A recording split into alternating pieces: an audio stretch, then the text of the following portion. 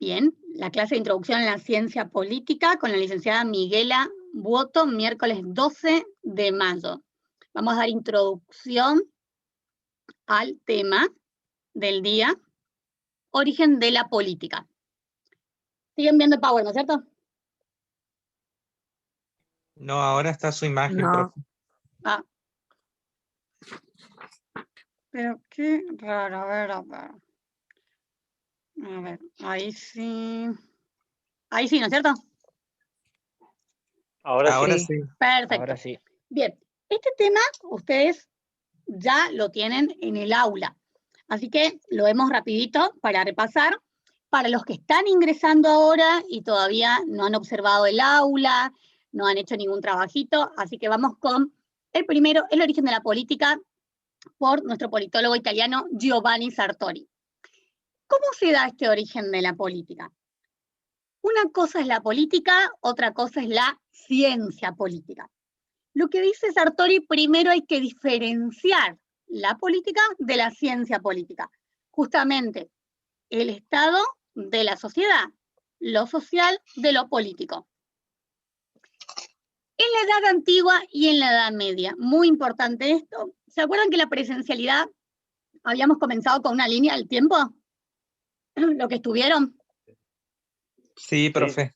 ¿Se acuerdan de esa Sí, línea profe. del tiempo? Bien, okay. Tenemos que continuar la línea, que es súper importante. No había un desdoblamiento de lo social y de lo político. ¿Qué quiere decir Sartori con eso? Que tanto en la Edad Antigua como en la Edad Media, lo social y lo político era considerado exactamente lo mismo. ¿Por qué? Porque todavía no existía el concepto de sociedad. La sociedad no era demos, no era populus. ¿Qué quiere decir Sartori cuando dice la sociedad no era demos, no era populus? Quiere decir que no había un concepto de organización de personas, ni en la Edad Antigua ni en la Edad Media. Pero sí, lo que había era una pirámide.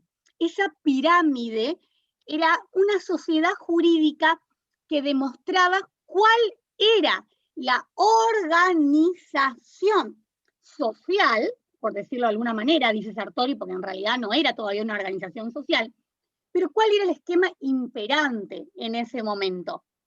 Ese corpus social. Ese corpus social que recién va a comenzar a tener su origen, su génesis, a partir de la Edad Media. Nada durante la Edad Antigua y sí durante la Edad Media, porque aquí aparece la segunda forma de organización política preestatal. ¿Qué queremos decir cuando decimos segunda forma de organización política preestatal? ¿Qué quiere decir eso, preestatal? Era toda organización que antes de que surja el Estado. Excelente. En la Edad Media todavía no había surgido el Estado. Ustedes como estudiantes de ciencia política, futuros politólogos, porque van a ser politólogos, sí, por más que van a ser profesores y técnicos, van a ser politólogos, van a ser expertos de la ciencia política, tienen que distinguir que el Estado no surge ni en la Edad Antigua ni en la Edad Media. El Estado es un concepto eminentemente moderno. Entonces, en esta Edad Media, dice nuestro autor Sartori, lo único que teníamos era una pirámide jurídica de esta sociedad dentro de un corpus social determinado, en donde teníamos en la cúspide a la nobleza, que lo compartía con la aristocracia, y luego teníamos al campesinado y nada más. No existía lo que hoy día conocemos como una clase media. Recién cuando aparecen esas poliarquías feudales, son las que van a ocupar ese lugar entre la nobleza, la aristocracia y el campesinado, pero tampoco llega a ser una clase media. Siempre esas poliarquías feudales teniendo una relación muy íntima con la nobleza y con la aristocracia. Bien, dice Sartori que esta separación entre lo social y lo político va a ser muy lenta. ¿Por qué? Porque se va a dar en forma gradual, en forma progresiva, Primero tenemos la polis, luego tenemos el imperio, luego intenta surgir un nuevo poder político que serían las poliarquías feudales, pero no se llegan a consolidar como poder político propiamente dicho. Entonces, esta idea de sociedad y esta idea de pueblo, de organización de las personas que no existe todavía, recién va a surgir en la modernidad. Entonces, ¿por qué se da en forma muy lenta esta separación de lo político y de lo social? Porque el concepto de sociedad y la noción de pueblo recién aparecen en la modernidad. ¿Por qué? ¿Por qué les parece que este concepto de sociedad, esta noción de pueblo, no pueden surgir todavía ni en la Edad Antigua ni en la Edad Media? ¿Por qué les parece que sucede eso?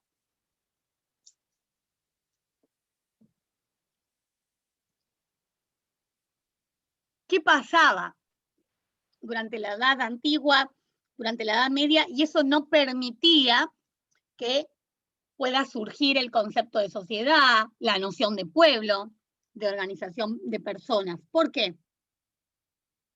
¿Qué les parece? ¿Me escuchan? Sí, profe. Parece que se cortó.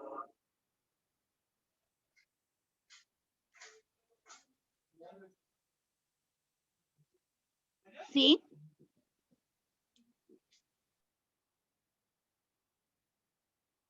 Hola. Hola, profe. ¿Podría decir que por una cuestión de la sociedad estaba organizada y dividida tan marcadamente entre aquellos que ostentaban el poder y los que estaban sometidos, que no había posibilidad de que la gente que actualmente pertenece al pueblo tenga opinión alguna? Excelente, excelente, Néstor, ¿no es cierto? Es así, existía un poder absoluto, un poder único. El poder no era compartido, otra vez volvemos a mencionar el poder.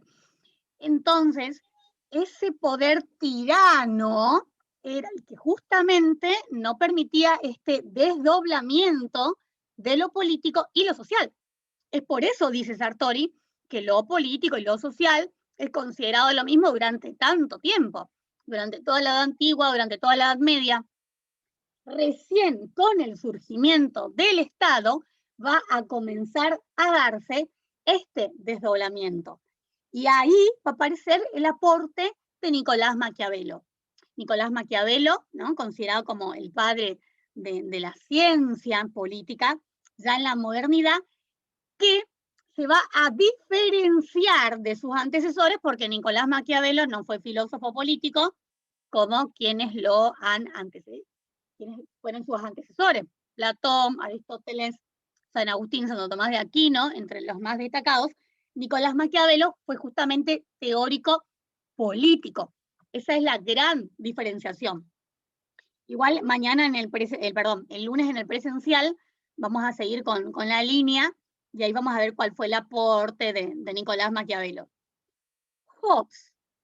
Thomas Hobbes, al igual que John Locke, al igual que Rousseau, van a ser considerados los contractualistas.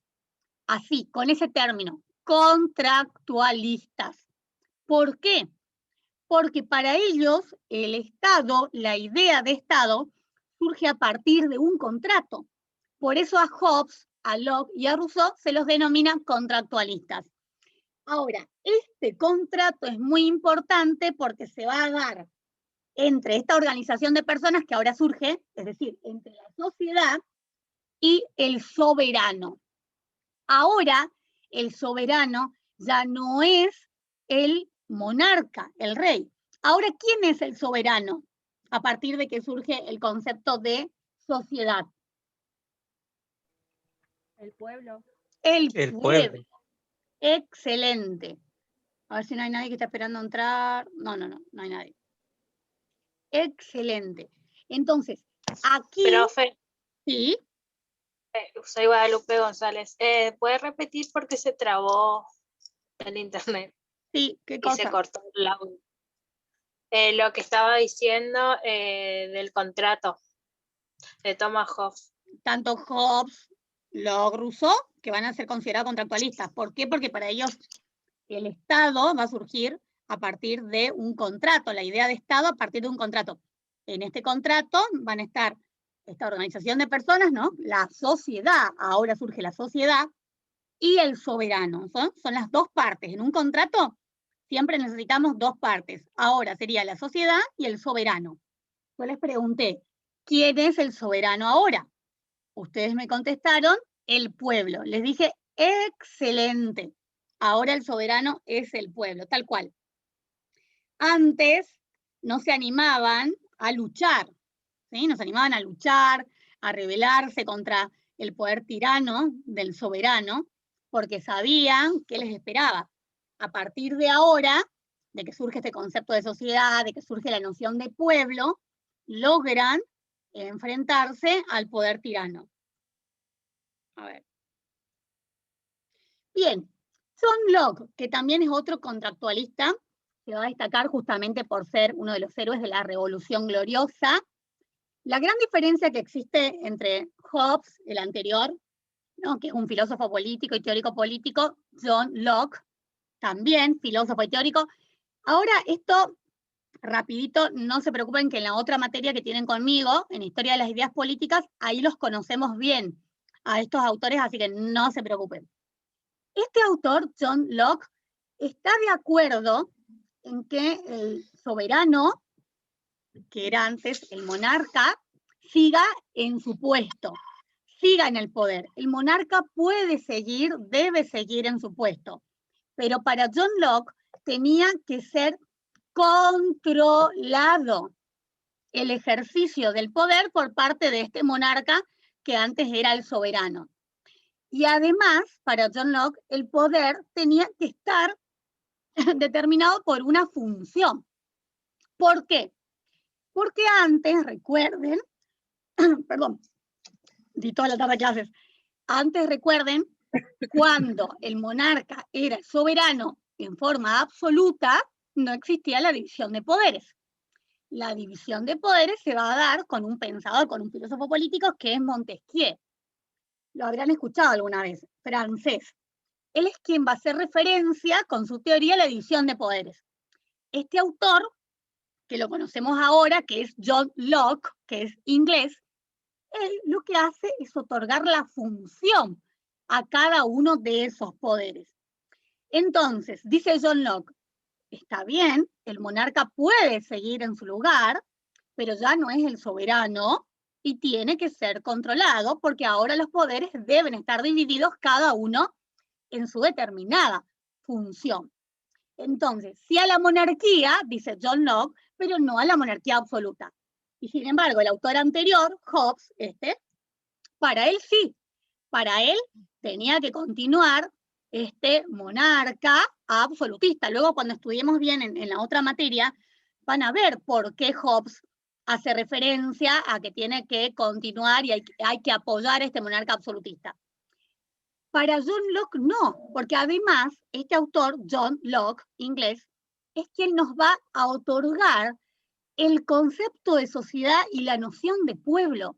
Miren qué importante, uno de sus tantos aportes a la ciencia política, él es quien otorga el concepto de sociedad y la noción de pueblo. Así que realmente muy importante.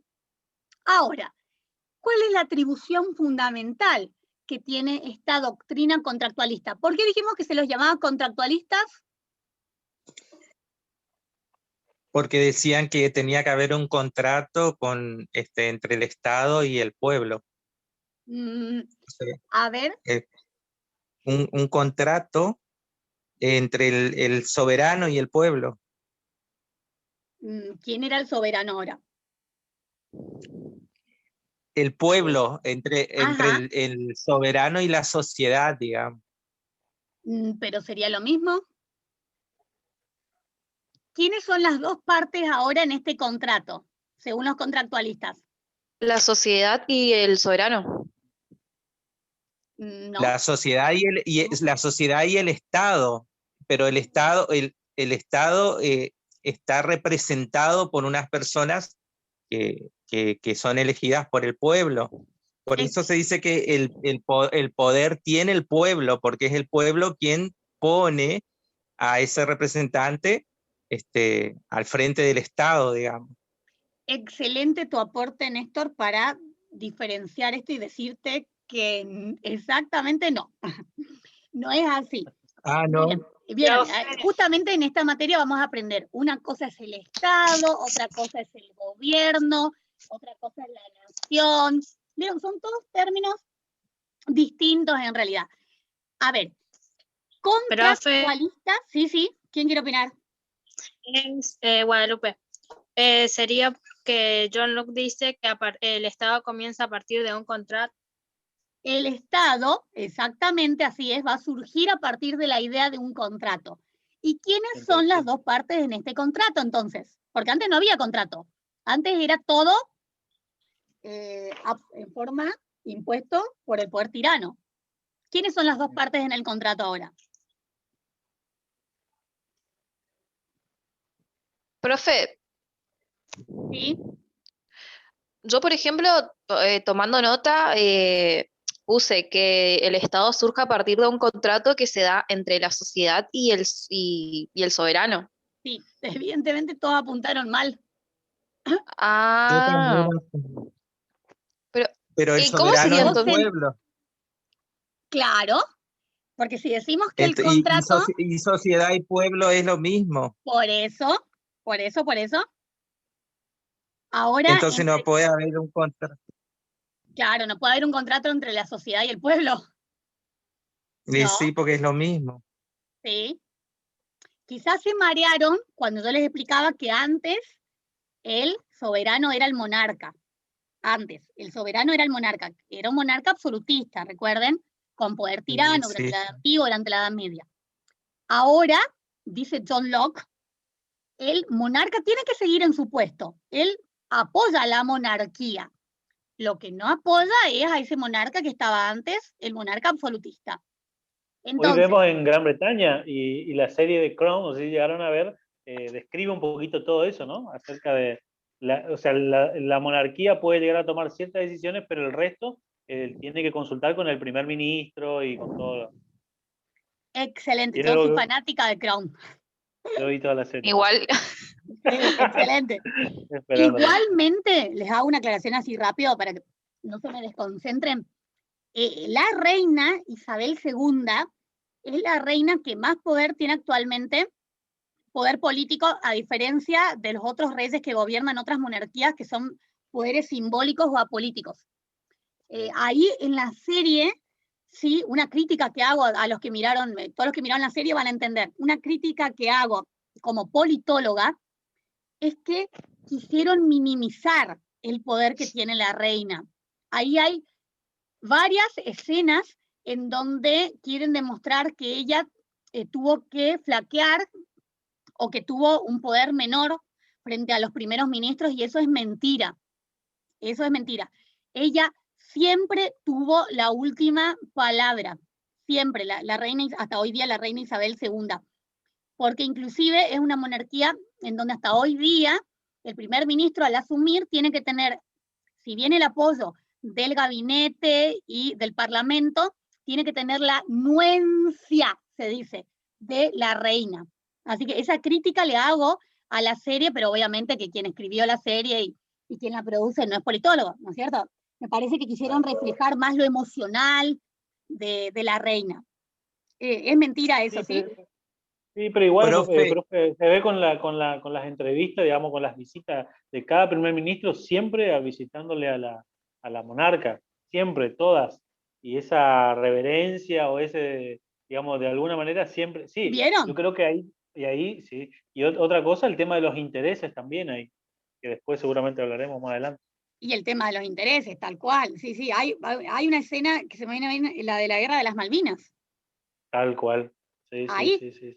O sea, quizás en la serie se quiso como que, a ver, hacer parecer que fue la Margaret Thatcher quien asume todo el poder de declarar la guerra. No, Eso es mentira. La que declara la guerra es la reina Isabel. La reina Isabel le dio la orden y ella, con mucho gusto, muy contenta y muy feliz, obviamente que estuvo de acuerdo. Aún así, los, digamos, en contra de los intereses económicos, porque era un mal momento, no solo para Inglaterra, para el mundo entero, pero era un mal momento económico para Inglaterra, y aún así se tomó esa decisión en forma conjunta, ¿eh? En forma conjunta. Pero vieron que en la serie parece que es Margaret Thatcher la única. Ajá. No, no, eso no. Después hay muchos otros ejemplos, en realidad, pero ese es uno de los más visibles. Profe, ¿puede ser que a este tipo de monarquía se le llame monarquía constitucional? Excelente tu aporte. Las monarquías pueden ser, o sea, monarquías constitucionales en realidad son todas, en el sentido de que responden a una constitución y en la misma, ya sea escrita o no escrita, se determina cómo será. Por ejemplo, si es una monarquía parlamentaria, si tiene un primer ministro, o es una monarquía que tiene un presidente. Quizás a esas generalmente se les suele decir más monarquías constitucionales, como es el caso de España. Inglaterra, Bélgica, Suecia, Luxemburgo, tienen monarquías parlamentarias. Y la de España se le dice como monarquía constitucional porque en lugar de tener un primer ministro, como jefe de gobierno, tiene un presidente. Esas son las diferenciaciones, digamos. Ajá. ¿Vieron? Ay, ese es un tema hermoso que lo vamos a estudiar, sí, se estudia, digamos, la introducción este año, después se da en tercer año, pero es un tema hermoso diferenciar las monarquías, o sea, en realidad la forma de gobierno, porque la monarquía es una forma de gobierno, ¿sí? Bien, vamos Sí, a seguir sí. con esto porque si no viene que nos vamos. Entonces, ¿Sí? la cuestión del contrato, profe, igual no me Sí. queda muy claro todavía. Sociedad Bien. soberano. Ajá, ahí está. Volvemos a eso, gracias por hacerme acordar. El soberano ahora es el pueblo. Entonces, es la primera vez que una parte de este contrato es ¿quién? La sociedad, que es el soberano, que es el pueblo, ¿no? Y la otra parte es el monarca. Porque el monarca sigue, solo que ahora no es un monarca absolutista. Esa es la gran diferencia. ¿Se comprende? Antes el monarca tenía ese poder tirano, el monarca decidía todo porque el monarca era quien administraba, quien ejecutaba, quien sancionaba la ley, quien impartía justicia. Tenía un poder tirano, absolutista. Ahí no había ningún contrato. Para que exista un contrato tienen que haber dos partes. En este caso, una parte sería, como le quieramos llamar, la sociedad, el pueblo, que obviamente constituyen el soberano porque son los que tienen la soberanía, ¿no? En el pueblo reside la soberanía. Y la otra parte de este contrato es el monarca. Ahora sí. Pero es un monarca que ya no tiene el poder absoluto, que lo comparte Claro, con el pueblo. exactamente. Y, pero, Es un monarca que y como sigue en es, su lugar, pero no es absolutista. ¿Por qué? ajá, Porque ahora existe la división de poderes. y esos representantes que tiene, que forman parte, ¿no es cierto?, de la división de poderes, que comparten el poder, por decirlo, con el monarca, ¿son elegidos por el pueblo? Son elegidos por el pueblo, exactamente. Ahora la soberanía popular, eso está dentro de la teoría de la división de poderes de Montesquieu, reside la soberanía, y en Rousseau obviamente reside la soberanía popular en el pueblo. El pueblo se encuentra dividido, cada poder tiene una determinada función. Estos poderes, ¿qué es ese ruido? ¿Se escuchó? Sí se escuchaba un ruido, pero sí se escuchaba, pero no se distinguía, parecía un chillido o algo. Algo así, sí. Estos poderes van a estar divididos en un determinado gobierno. Ese gobierno tiene dos divisiones fundamentales, los gobernantes y los gobernados. Los gobernantes representan y responden a los gobernados. Los gobernantes son los que toman las decisiones políticas en nombre de sus representados, que son los gobernados, que es ni más ni menos el pueblo.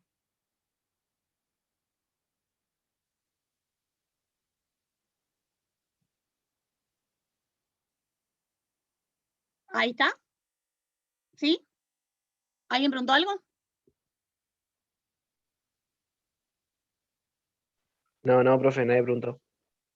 Entonces, la pregunta que les había dicho hoy, la atribución fundamental de la doctrina contractualista, que es lo más importante, que comienza a darse una evolución del pensamiento político.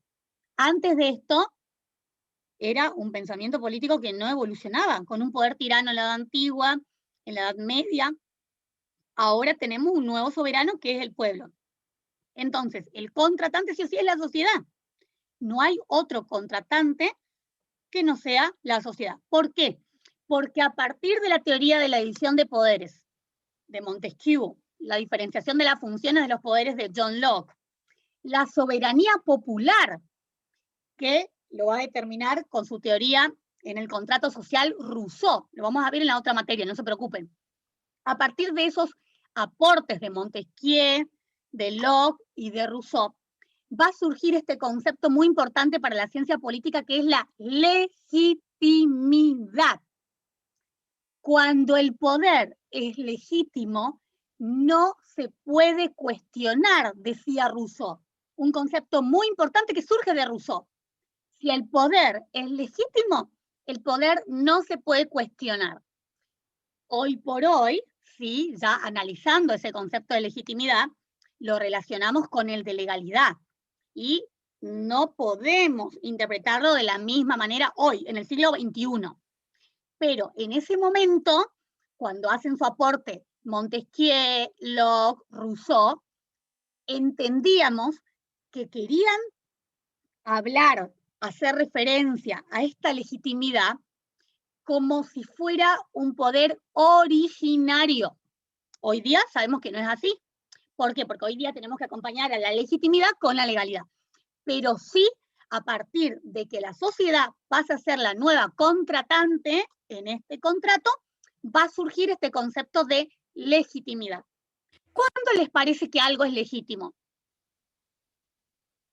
Para Rousseau, cuando no se podía cuestionar. Para ustedes, ¿cuándo algo es legítimo?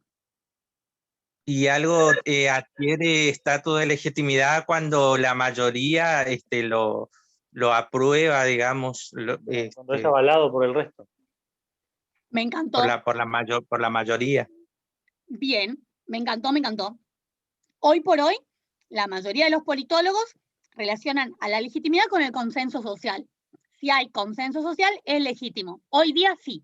En esta época, cuando estamos hablando de la modernidad, ¿no? Con el aporte de Rousseau surge el concepto de legitimidad, ¿no?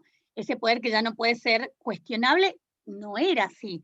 Porque imagínense que en esta época, en la edad moderna, que exista el consenso social era muy difícil. Que exista aceptación por parte de la sociedad en forma unánime de las diferentes ideas y de las diferentes creencias era muy difícil.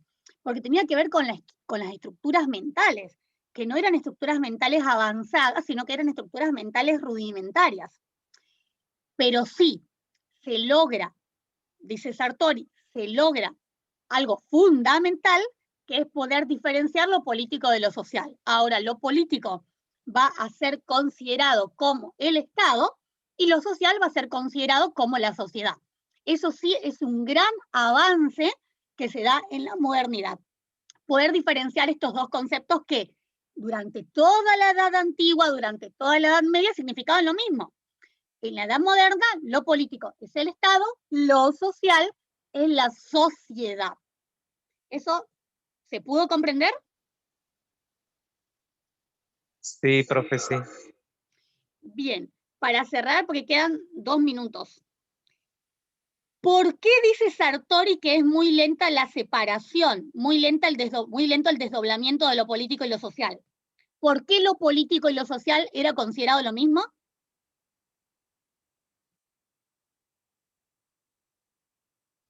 ¿Qué nos dice Sartori? ¿Por qué costó tanto poder diferenciar que lo político es una cosa y lo social es otra cosa? ¿Por qué?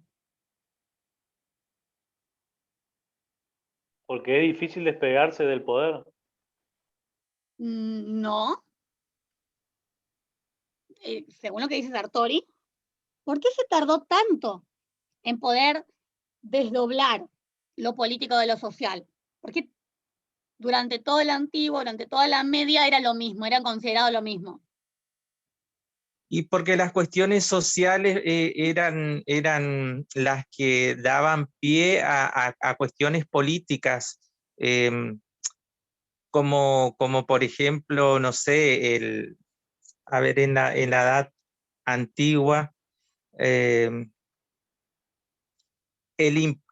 impuesto que se tenía que pagar, por ejemplo, al señor feudal, ¿no? Provenía del pueblo, y era como una ley, ¿no es cierto?, que se le imponía al pueblo. Néstor, me encantó ese ejemplo para destacar que el señor feudal respondía al monarca. Recuerden que el monarca tenía el poder político y le otorga al señor feudal el poder económico para que el señor feudal administre en nombre del monarca, en nombre del rey, todo el feudo, todo el reino. Excelente ejemplo. Entonces, ahí había una imposición. No se podía dar esta diferenciación de lo político y lo social porque no se lo permitía el poder tirano del monarca absolutista. Por eso tardó tanto que pueda darse este desdoblamiento de lo político y lo social. Se va a cortar. Recuérdenme que quedamos aquí, que quedamos en la política y lo político, y recuerden que el presencial de esta materia es el lunes a las 7:30, ¿saben?